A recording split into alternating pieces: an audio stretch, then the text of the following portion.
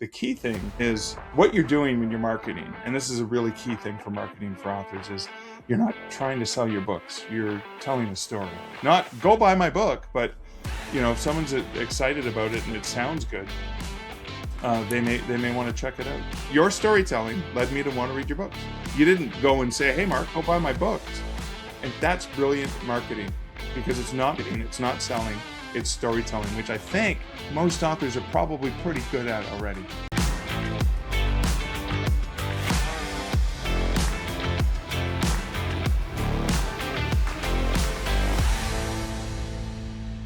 Hello, everyone, and welcome back to the Pint and Portal Author Podcast. I am so excited that you're here with me today.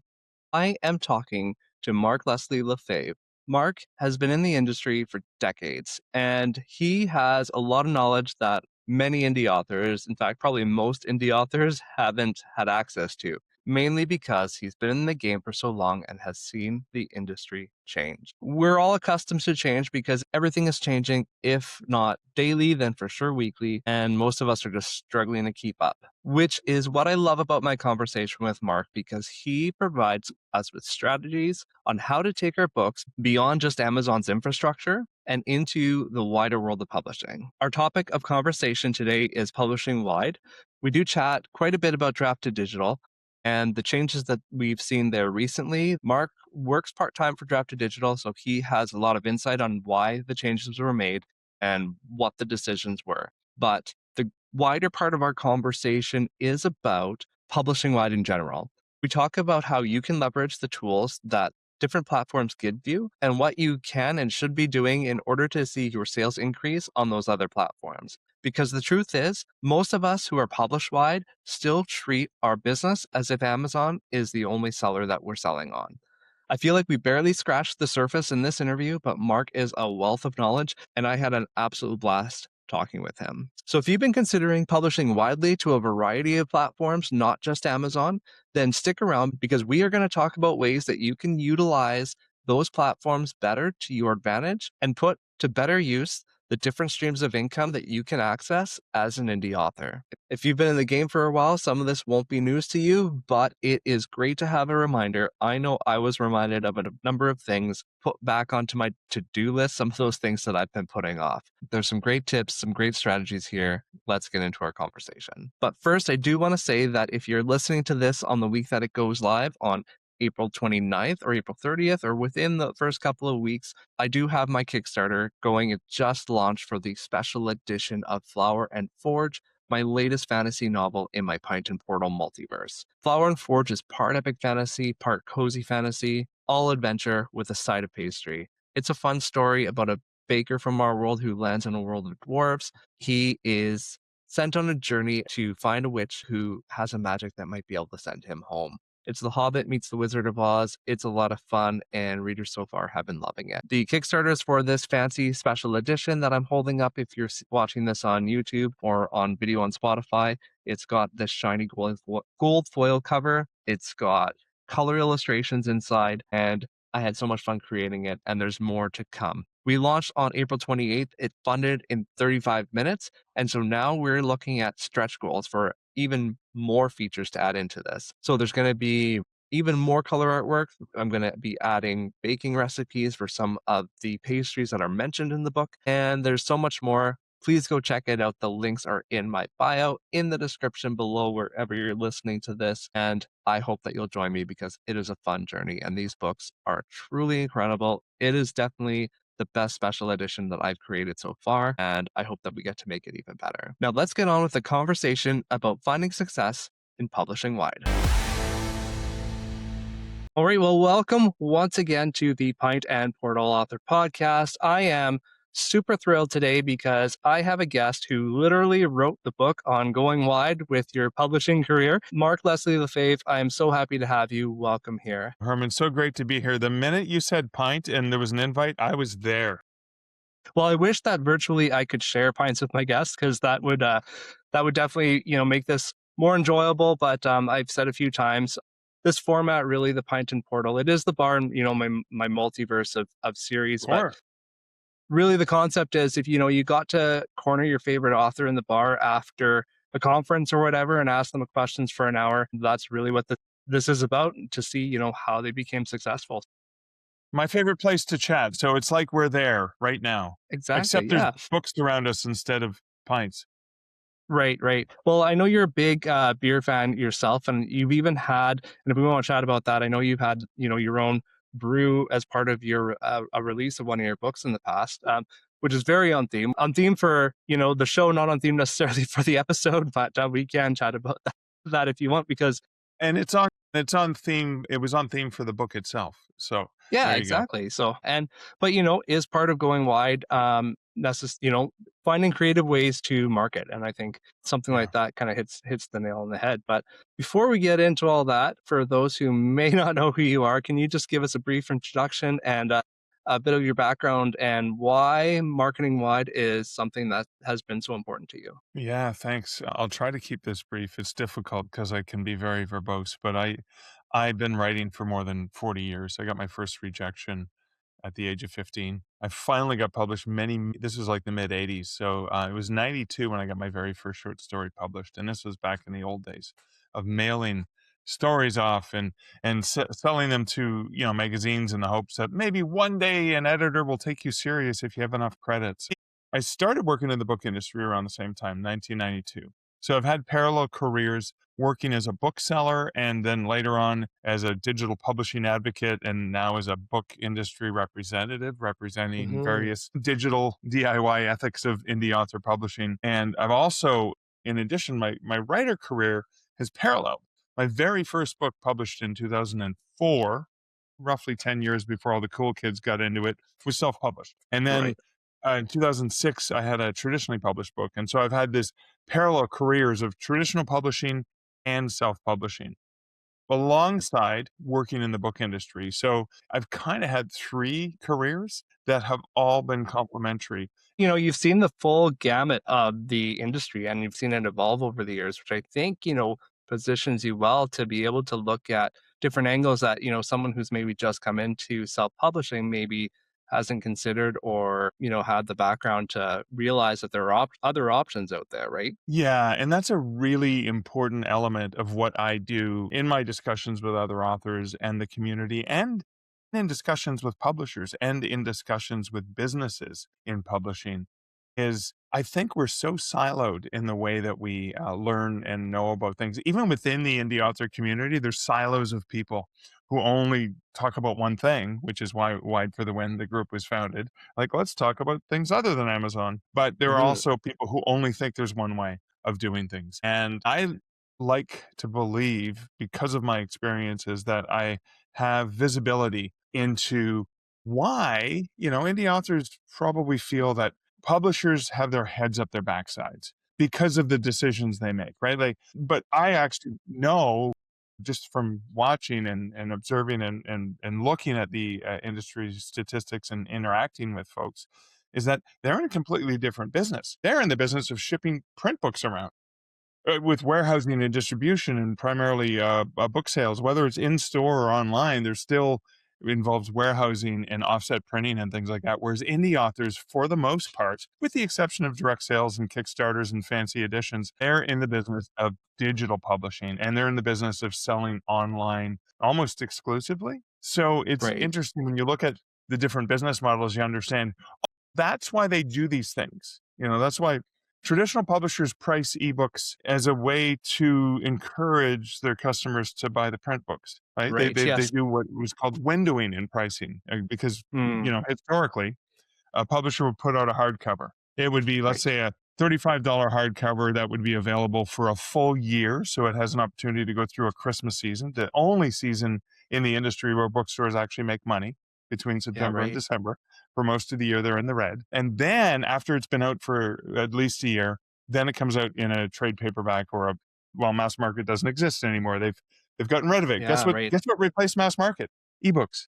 Ebooks, yeah, right. Yes, yeah, and it is interesting that traditional publishing still has a completely different model. I mean, there you've seen, I think, a little bit of slow evolution as far as, their strategies and publishing cadence and all that sort of thing is concerned. But, for indie authors, we've been able to take advantage of kind of where they haven't met the bill, where, readers aren't willing to pay $18 for an ebook, but hey, guess what? An indie ebook you can get for $5, right? But until recently, so much of the attention has been on Amazon that even now, and maybe even especially now, we're seeing more and more realization and interest in other avenues for indie authors. So we've tossed around the term wide, but for listeners who maybe aren't even sure what that means, what does that entail? Like, what does wide mean? Well, it's when I go to the pub and I have too many pints. No, wide is the term that comes from the expression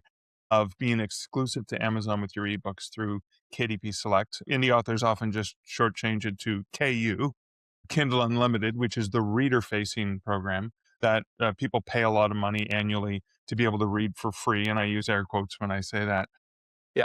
Being in KU versus publishing wide to all the other retailers. So there's the big five or maybe even the big six retailers when you think about it. So you got Amazon, which is by far the largest international bookstore, or actually the largest bookstore in about 9 or 12 countries, because it's not available in every single country. It's localized maybe in about 12 different countries. So in the US for sure, and in the UK, it's definitely the biggest player. When you get to countries like Germany, though, Amazon and Tolino are almost neck and neck. And Tolino is a Really? Okay. German-founded company that was created. Interesting. So in terms of the digital stratosphere, it's Amazon and Tolino that are Interesting. almost balance out the way they own those markets. So it's not the same everywhere as it is in the US and in the UK.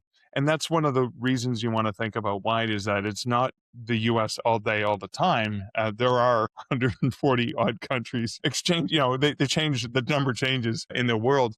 But you have Amazon, you have Barnes and Noble, which Americans know and is only available in the US. Then you have Apple, which is another international company. You have Kobo, which is another international company. You have Google Play Books, which is another international company. And, Kobo, I know for sure, is available in pretty much every country in the world. Apple's pretty close to every country in the world, and the same thing for Google. And then you have, sort of another player that was there in the early days when Kindle first launched, which is Smashwords, which Mark Coker founded all those many years ago. There was a time when I had my ebooks on Kindle and Smashwords, because those are the only two places that existed. Right. So you Yeah, may right. have the top six. And Smashwords, of course, now owned and operated by Draft to Digital, still with Mark Coker at the helm of overseeing that aspect of the business, as well as strategic. He's the chief strategy officer. But Smashwords is not only available in more countries around the world than Amazon. You get higher royalties at Smashwords than on Amazon. And you have the benefit of, if you are writing spicy erotica that potentially pushes the boundaries that no other retailer is willing to carry, so long as it's legal, Smashwords allows you to publish there. So Right. for a certain segment of indie authors who are publishing really racy, spicy stuff, Smashwords gives them more choice. Smashwords is the only place that is most likely to accept their work, where we know it's not going to go on Apple and Kobo and Barnes and Noble and Amazon. Right. There's certain categories they're just not going to touch as well. So the concept Right. of why, to make a long story longer, the concept of exclusive versus wide is, do you focus all your energy on a single retailer that's not even available in every country in the world? Or do you take a more global perspective and recognize that there are other places, other retailers? I didn't even mention, I said Tolino earlier, which is a German amalgamation of a whole bunch of large stores and indie stores that got together.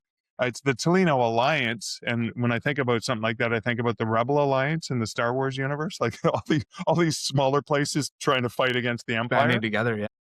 And in France, you have Viblio. And Viblio is a very similar alliance in France. So you have these huge entities that a lot of maybe American listeners or watchers of this show might not even be aware of. And then you get into the library wholesalers. And if Right. I say BorrowBox to someone who's in the UK, Ireland, Australia, or New Zealand, they know what I mean. But if I say that to someone in Canada or the US, they're like, huh, BorrowBox, what's that? Well, it's a wholesaler for libraries, just like Overdrive and Hoopla are in Right.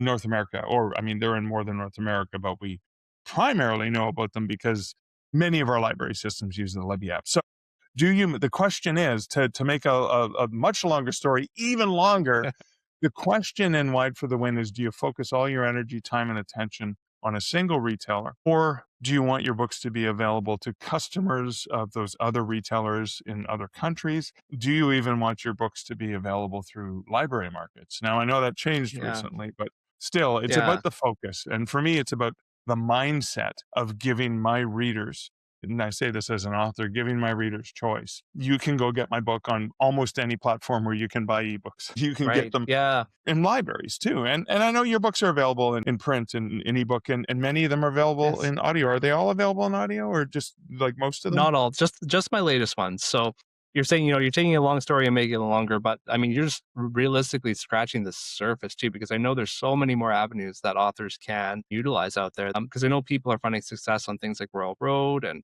Yep. a smattering of others And Ream. that aren't coming. Yeah. Yeah, yeah. So there's all Yeah. I sorts mean, of that's the options out thing. there. And that is so true, and you've nailed it right there. It's not just about Amazon versus the other big retailers. It's Amazon versus all the different ways you can sell books.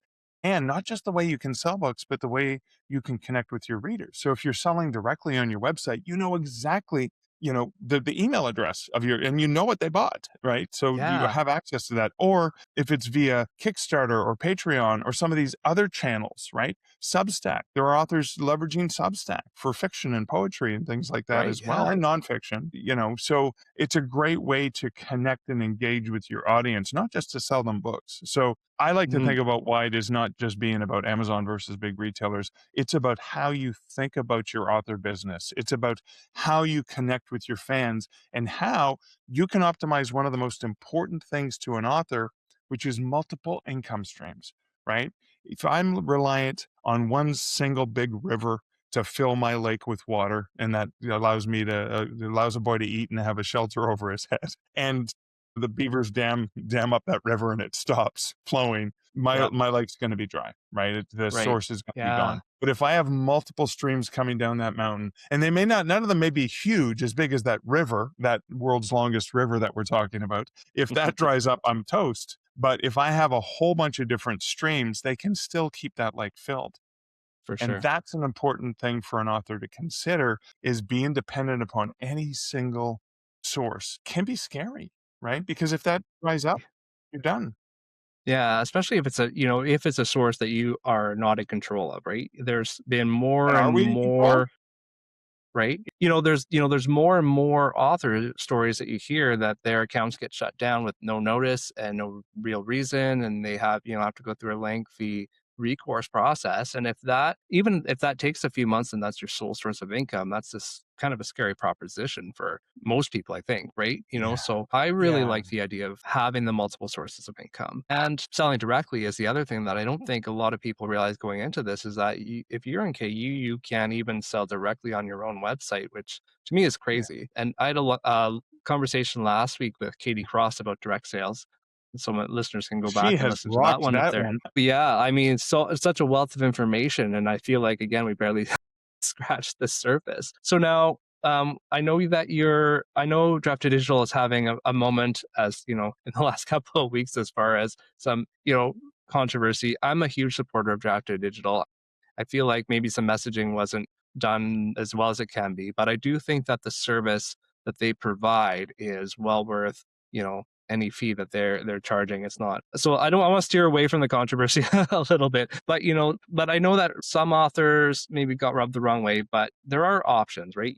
There are definitely a lot of options to go wide. I guess so. First of all, Drafted Digital, I think, is kind of the best known option for indie authors to kind of go wide. Can you let us know a little bit more about what Drafted Digital is? Yeah, sure. And the two other major players in the space would be Publish Drive and StreetLib.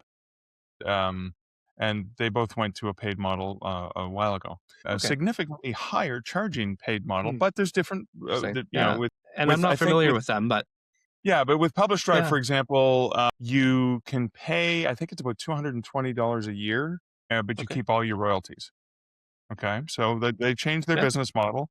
So it's like, well, yeah, I mean, 70%, just like you would get if you went direct, right? So Right. Drafted Digital's model, Draft Digital is a distributor, aggregator, and a source of free tools like for making an EPUB. So, for example, there are a lot of authors who are exclusive to Amazon who still go to Draft Digital and make an EPUB for free, And make download your the EPUB. Oh, EPUB, and it really? doesn't cost Okay. anything to do that still to this day, Right. Wow. and then published exclusively to Amazon. So, I mean, the tools have always been there, and they've always been free. Yeah. Draft to Digital was founded, and so was Smashwords, on the principle that everyone should have access to publishing. It should be free, and we should only make money when the author makes money. And for the longest time, Draft to Digital and Smashwords proved that that business model can work if you do it well and you do it with putting the authors first, and have continued to do that.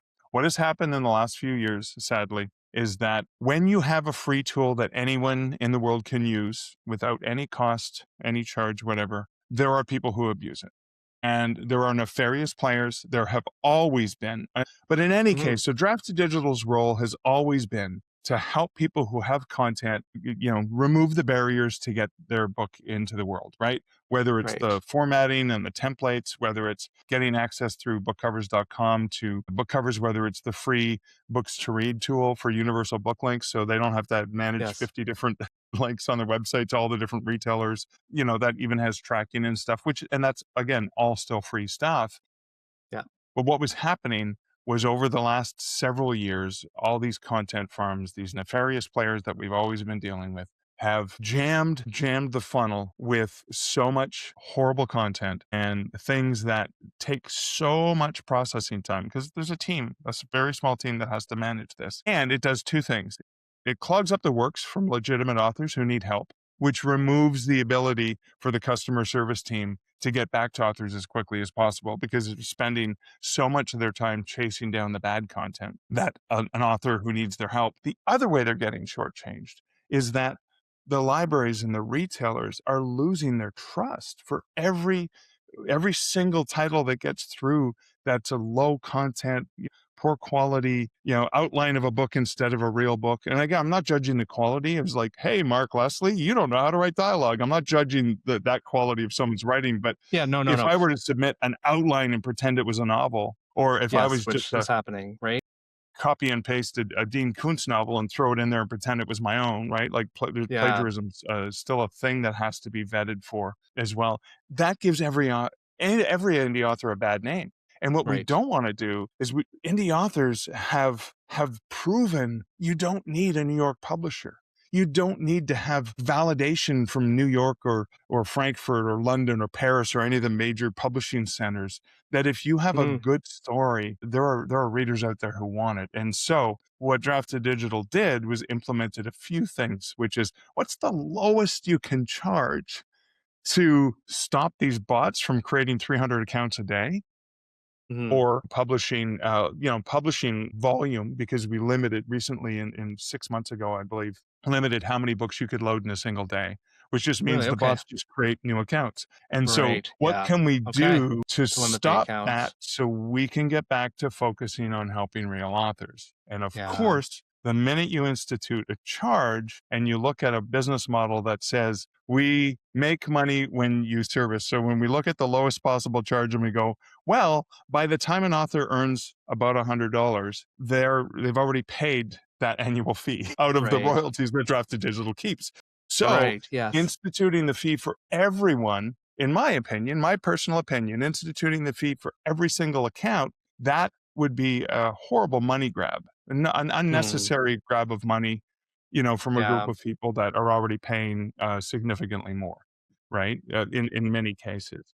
And so I believe the misperception is that, oh, we're taxing the poor. And I think that's something that, I'm an author myself. It took me a heck of a long time to get past that $100 a year. And Yeah. I feel for Exactly. authors. And as an author myself, I just want to go and find the authors who haven't made it and just go buy their books, just so they can, Right. Yeah. because again, that's something I know, that's behind the heart of Draft to Digital, is that belief Mhm. of, what can we do to make life easier for authors? For And sure. Yeah. unfortunately, in the world we live in, we had to take some measures in order to help authors. But it also means, 100%. I mean, you can't just go and hire an extra 50 customer service people to deal with the deluge of stuff that's going to get taken down, right? So, Right. Because and again, that's only gonna get empathize. there's only Yeah, gonna be more of that too, right? Like that's yeah, you've gotta like cut it off before it gets to the point of hitting a person, right? for So sure. Yeah, for Yeah. sure. And again, at the end of the day, what is the goal? The goal is to help authors. How can we best help authors? Yeah, it's definitely, I mean, Draft to Digital has a service, right? And I think, what I understand the optics of someone who's not making 100 a year and it's like, well, I'm being charged because I'm not making money. Like I do understand that.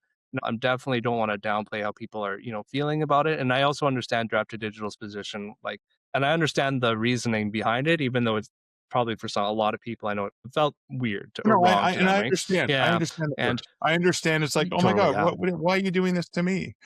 Right, yeah, but, and, like but, in my opinion, it is a service. They are providing you a service, and I think we maybe haven't touched too much on there's Draft Digital does a lot, but I think primarily what authors are using it for is a means of just distributing their books places other than Amazon, because you can do that yourself if you Yep. want, but Draft Digital has, how many like, I don't even know how many retailers they have access to, more than the big All 5. the major retail, well, actually, with Amazon, and that's another thing, we know that most authors go direct to Amazon and then they can go direct to all the other retailers. So some people will just use Draft to Digital for the really small places, and that makes it even harder. It's like, well, I'm going direct to all the major retailers where I make most of my money, and I'm using Yeah. Draft to Digital for the peon places or the places where I don't make very much money.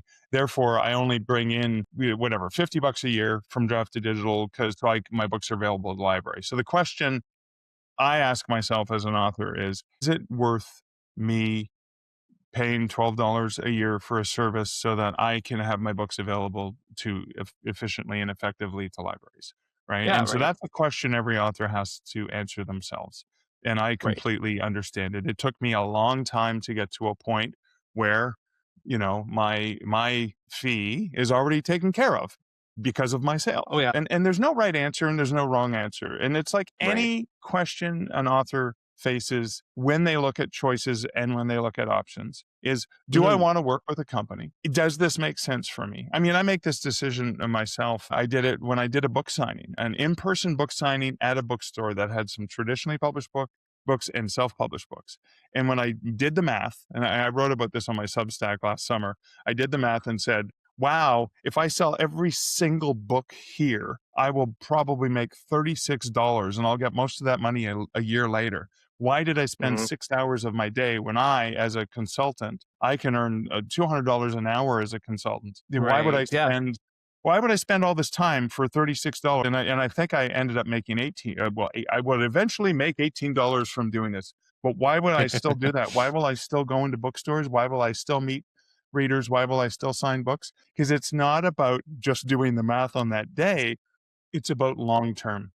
And Herman, this is the really important thing for me as an author, and it goes right back to wide publishing. Does it make sense in the long term for your career as an author? There are mhm, times when I make money on some platforms and I don't. There are some times where my sales on Barnes and Noble might as well not even exist. And then there are other times where I'm like, wow, looks like someone's gone and bought every single one of my books this month on Barnes and Noble, right? right, And so I was like, does that mean I'm just going to go, oh, I'm just going to give up on Barnes and Noble? No, but I look at it and go, I wanted my books to be available. So again, that's the decision I make as an author. I make the decision to go on the trip and sell the books, whether or not it returns my investment, because right. I'm thinking about the connection with fans. I'm thinking about the long Yeah. term. The podcast is really about running an author business and, you've got to make business decisions being a business, right? So for what, let's say someone who is kind of maybe on the fence, maybe they're making the bulk of their income elsewhere. They haven't put a lot of attention on these other, book channels and they're even making, $75 a year or whatever. And they're like, okay, I'm at this inflection point. I feel like I'm not gaining anything in these other platforms. Is there anything that I can do to maybe boost my sales on those other platforms so that it is, that's maybe not as big of an issue? Yeah, and that's been my passion for a long time.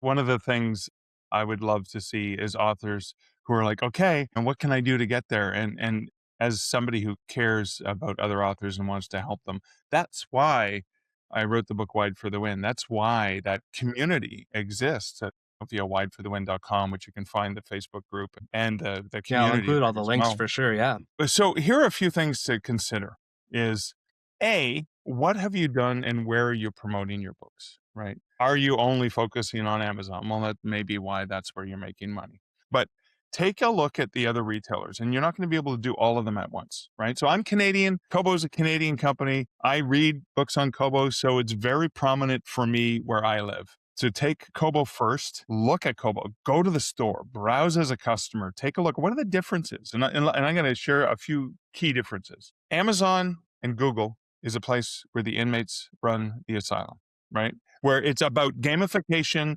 and it's about Mm, algorithms mostly. And right. again, Amazon in particular is about gaming the system and everyone selling other people this week's strategy on what works and what doesn't work, and this, and ads, right? Like a huge source of revenue is ads, and there half the time it's pay to play. If you're not running Yeah. ads, you're probably not doing that well. So it's costing you significant. So even if you are earning $1,000 a month there, and you're spending $500 on ads, anyways. Yeah, right, So, right. but Kobo and Apple and Barnes and Noble are three retailers that were born out of human book merchandising. Kobo was Mm, born out of a book right. chain here in Canada, and Apple Books, a lot of the people who work for Apple Books are people who've worked in the book industry for a long time, so have experience merchandising books. They're book lovers and book nerds.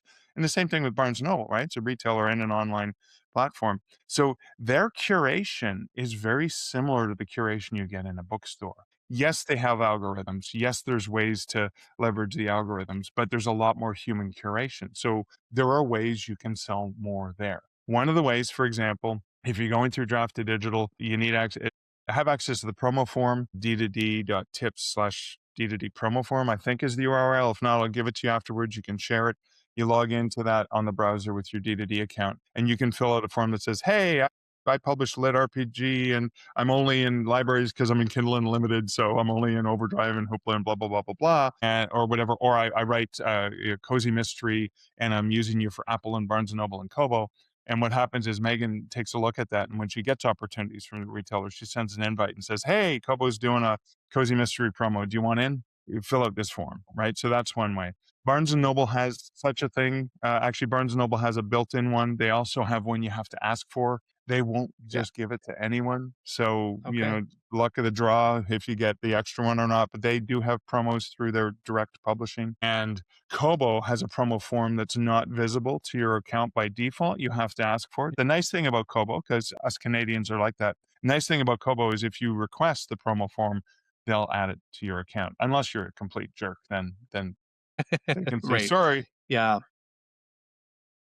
we're not going to, you plagiarized version of Harry Potter books. We're not going to give you the promo form. We're actually going to shut down your account. But they'll still apologize while they're doing it because they're Canadian. Right. Yes. I'm so sorry. We can't do this.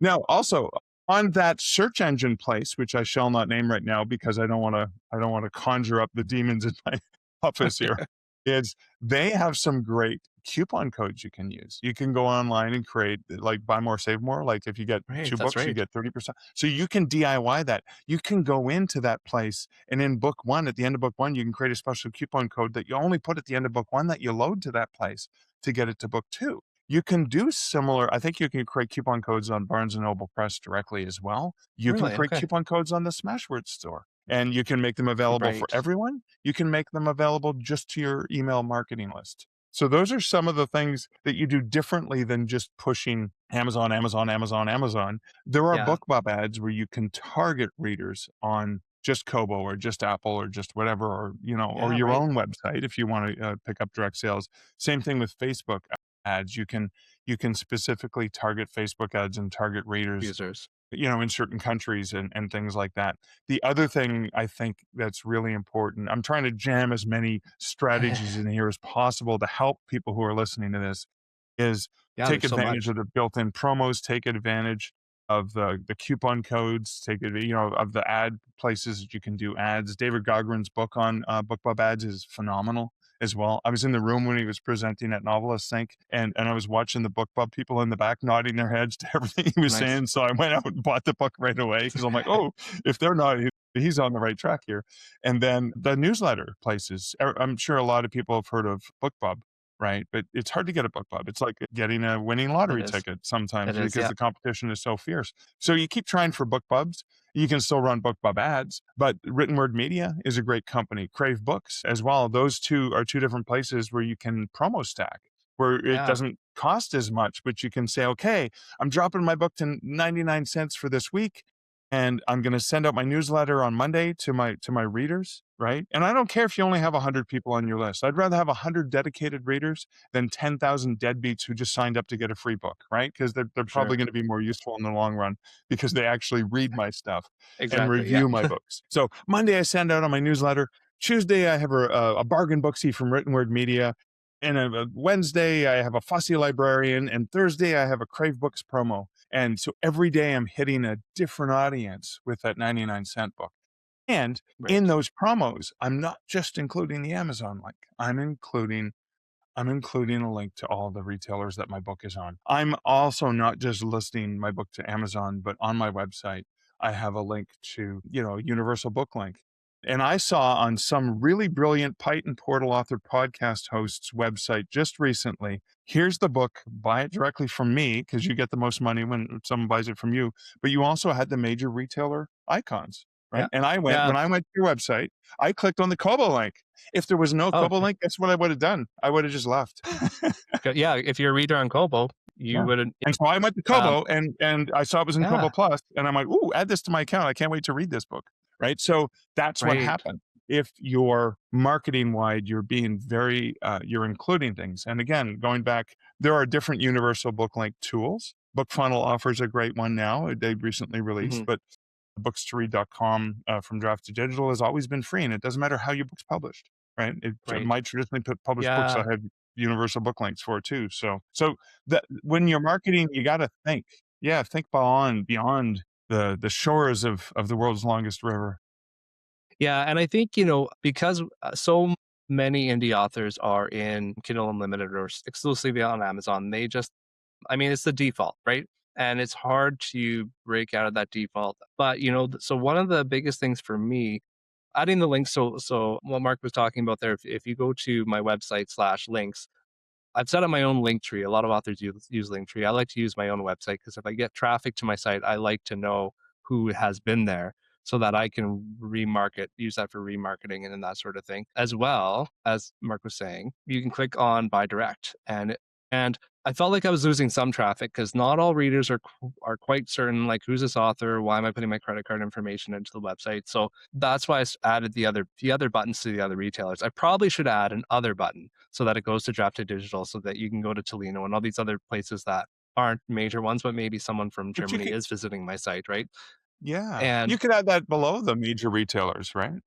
exactly, Yeah. exactly. So, I mean, there are definitely options. And like you said, it's how you think about it. For those listeners who have maybe they're direct to Kobo or direct to Barnes and Noble, which I'm not direct to Barnes and Noble, I'm direct to Kobo, but you do have to ask for that promotion tab. And it is incredible how much of a difference that makes. And you're talking about, promo stacking and that sort of thing, but Kobo has promotions and the best ones. You don't even have to price drop. They have exclusive 40% off deals.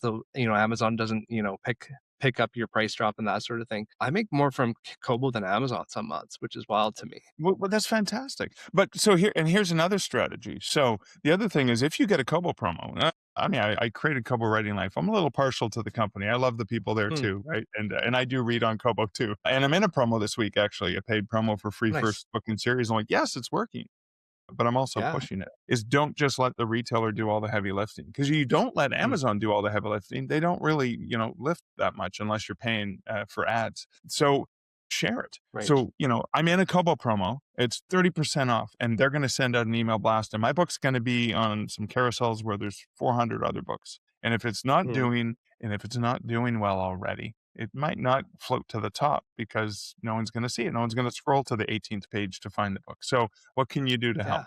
Well, your author newsletter. You say, hey, I'm in a Kobo promo. But you're like, but I'm not going to send that to everyone because people read on Apple and Amazon and all the places. So what you do is you say, hey, I'm in a Kobo promo.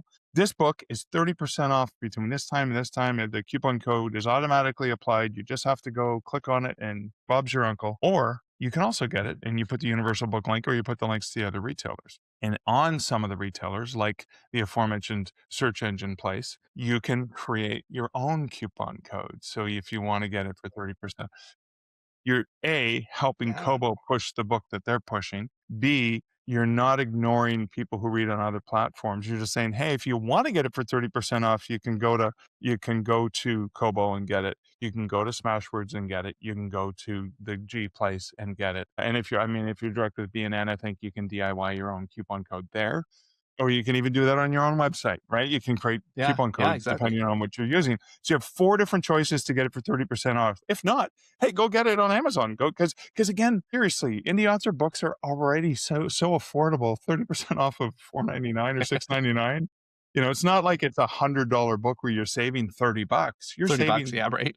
saving $1.50 or $3. So I think Hmm. it's really important when you're in a promo to do what you can to push that book on that retailer. And if you can do things with the other retailers, why not just be like being inclusive in all the things you do can be useful. And I think one of the Great. things I did was I think when I shared recently on social media, hey, thanks Kobo for featuring my book this week, which I paid for, but I thanked them for picking it because I'm sure they had hundreds of other applicants.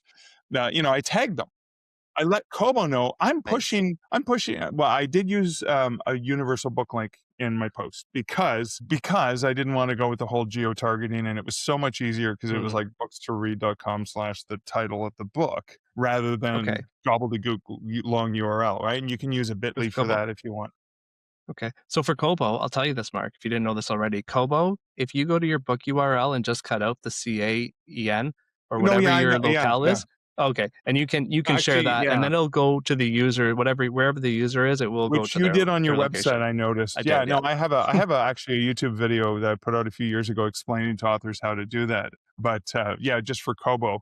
But I wanted to Right. share it and say, yes, here's the screenshot from the book on Kobo, but people are going to go Everyone where else they check want to it go out to get too. the book, right? Exactly, yeah. That is smart, Because yeah. so again, I did it because I did some A/B testing a few years ago on a newsletter, and when I was in a Kobo promo, I only sent it to people I knew read on Kobo, and then I did one that Right. just said, "Hey, it's in a Kobo promo," and then and here it is on the other platforms, and I still sold on the other platforms even though it wasn't discounted Yeah, because they were right. using a coupon code. But no, Yeah. I mean, there's no one right way of doing it.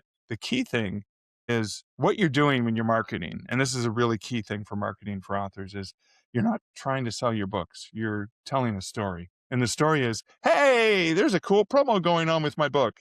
And here's the book. Not go buy my book, but if someone's excited about it and it sounds good, they may Right. they may want to check it out. Like again, Yeah, they go, "Oh, and I that's a good love the point. font on the Pint and Portal Author podcast for the logo." I was like, "Is that related to? Oh my God, it's related to a series that he writes."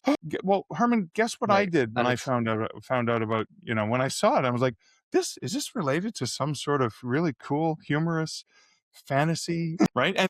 And that led me to your storytelling. Led me to want to read your books. You didn't wonderful, go and wonderful. Well, say, "Hey, thank you, I Mark, go buy my appreciate that. books." And that's Y brilliant marketing because it's not Thank you. marketing, it's not selling, it's storytelling, which I think most authors are probably pretty good at already. Yeah, they are. But you know what? It took me so long to get to that point to figure that out. Yeah. So, the Pine and Portal Author podcast, for listeners know this, I rebranded. I did a year hiatus last year.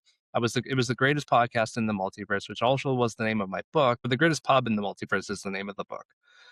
Even though the Pine and Portal is the pub, it didn't really feel like it clicked. I wanted Pint and Portal to be the community because Pint and Portal was the pub. So I wanted to bring people in. But it took me so long to figure out that I needed a central story to do that. And I don't mean story as in I needed a book to do that. It happened to tie in, but yeah, we're storytellers and we're not marketer. We're building a community of readers and a community of other authors, and that's what I wanted to do. So I appreciate that you saying that because it took me. I'm in my seventh year of writing now, and it took me that long to figure it out. So Yeah, but it it takes it took time, me right? longer. It's taken me longer. I mean, I had, My Canadian Werewolf in New York novel. It was the 10th year that the book had been published, so Hmm. 2026, this year, 10 years later, it published in 2016. I finally came up with a good log line for it. And the log line, like, people's eyes open and I go like, "Oh, I gotcha." And it Nice, took nice, 10 yeah. years. No, come on, 6? Ah, you're ahead of the game. Yeah, we're doing. Oh yeah, and it's all. I mean, all this whole author journey is about learning, and it's about creativity and really kind of figuring out. There are very few authors, I think, that come into this thinking that they're going to be business owners and marketers.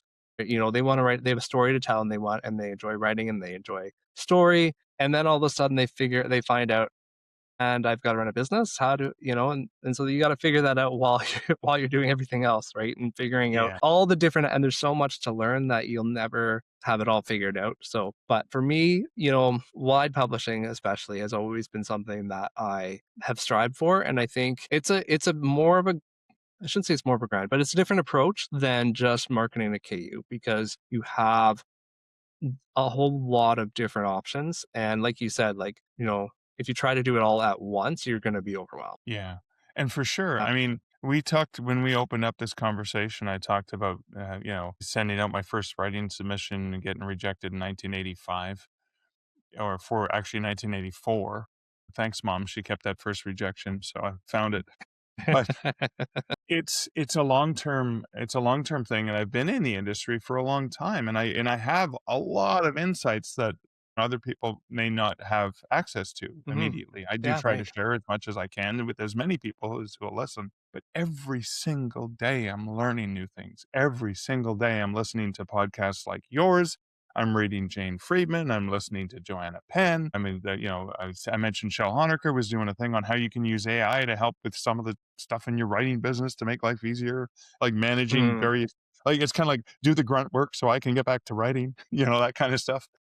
Constantly learning. I got my master's in publishing a couple years ago at Western Colorado University. Kevin J. Anderson, New York Times bestselling author. I went back after 30 years in the industry. Oh, I'm going to go to school and learn about publishing. And guess yeah, what? right. I learned so much in that class because we never we never know all the answers, and the industry's constantly changing and Hmm. growing. So don't 100%. feel bad if you don't know everything, because guess what? Nobody does, right? No matter how long they've been in the business. So don't beat yourself up. Take it one step at a time and just keep your eyes open and your mind open, and maybe even keep your heart open a little bit too, because we take a lot of blows as writers, right? One-star reviews, nobody's read my book, the publisher rejected it, whatever it is, right? Yeah. Or, oh my God, a platform just changed their terms of service, or, suddenly added Yes. added a fee that wasn't there before, right? There's going to be a lot of blows that we hit. I know one thing for sure, especially having been published for a long time, is I have developed a little bit of a thicker skin. But it still hurts a little bit, but sometimes I can go back and read a review where somebody really just craps on something and wrote, and all I think of isn't, I try not to think, oh, Mark, you're a loser. Nobody should ever read your books. You should give up.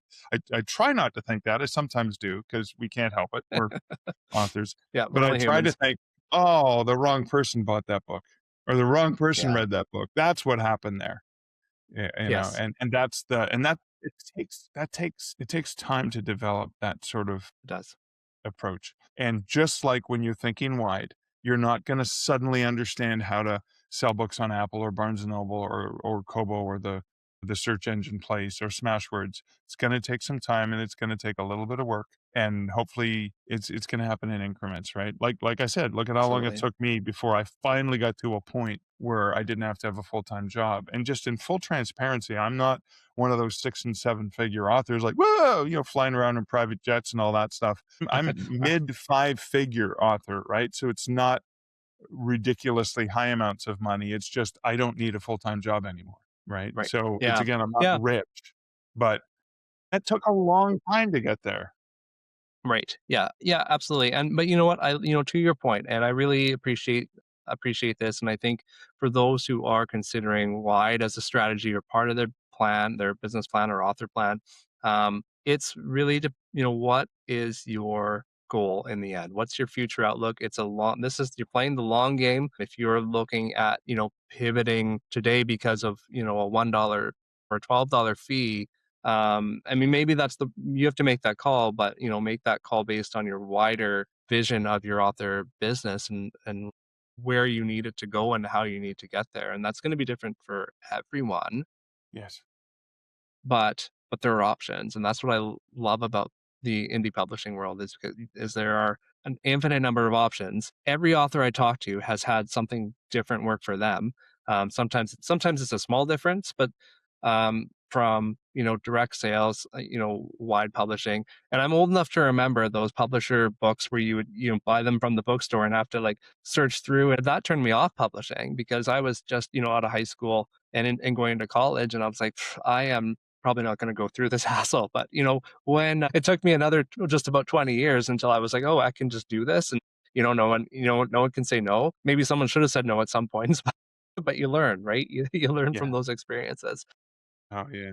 But the industry changes and you learn to adapt and you learn what works for you and your author brand and career. So yeah, I Yeah. appreciate that so much. No, it's so true. It's so true. The greatest thing about independent authors and the choices that we have today is you get to decide. You get to decide. Hey, and again, I go back to the case of I just want my book available, and if a half dozen people read it, I'm happy because I changed. And probably if somebody has read your book, even one person has read a book that you've written, whether they downloaded it for free, whether they paid for it, it doesn't matter. Chances are you've improved their life in some way, shape, or form. And you did something beautiful and magical in the universe. And I mean, wow, we don't have to get permission from someone in New York to share a story that can change someone's life. That's pretty powerful. And so, whatever decisions work best for you, for whatever your goals are, it's up to you to decide, I like this advice. This makes sense to me, or this doesn't make sense to me. I'm not going to listen to it. I'm going to, like, for example, I would never have self-published in 2004 had I listened to my writer friends, all of whom were traditionally published. And I said, I got all these short stories. Some of them have been published in small press magazines, and some of them haven't been published yet.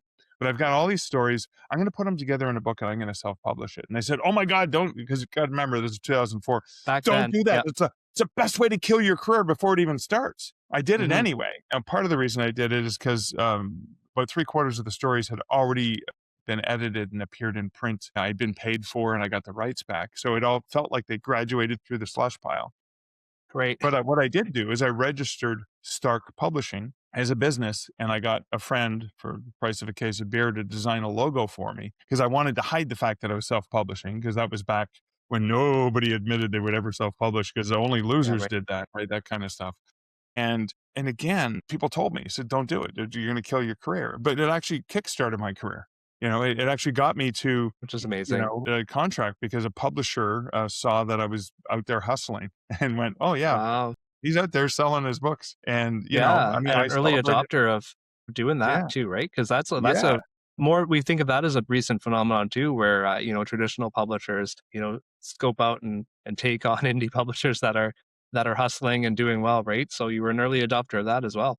Yeah, early adopter back in the day, but again, you get to decide what you wanna do. I mean, I still sign contracts with publishers, and I do it for a few reasons. A, publishers I wanna work with because I enjoy the experience, knowing I'm not gonna make as much money as if I self-published it, but also knowing that my books will be available in bookstores easily, and I Right. jokingly Yeah. call that vanity publishing because I can walk into a Barnes& and Noble and go, "Oh, look, I got 2 books on the shelf," and if they sell, I'll make $2 next year, right? Right. Because or if they go and buy it right now from Barnes& Noble online, they get $3.80 if they buy the ebook, or if they buy the print version of the book that I self-published, maybe I'll get $2 for that, but I'll get it next month. Yeah. So Right. I jokingly call it vanity publishing because it feels good to see your book in a bookstore, but unless you're selling Yeah. a lot, you're not gonna make money.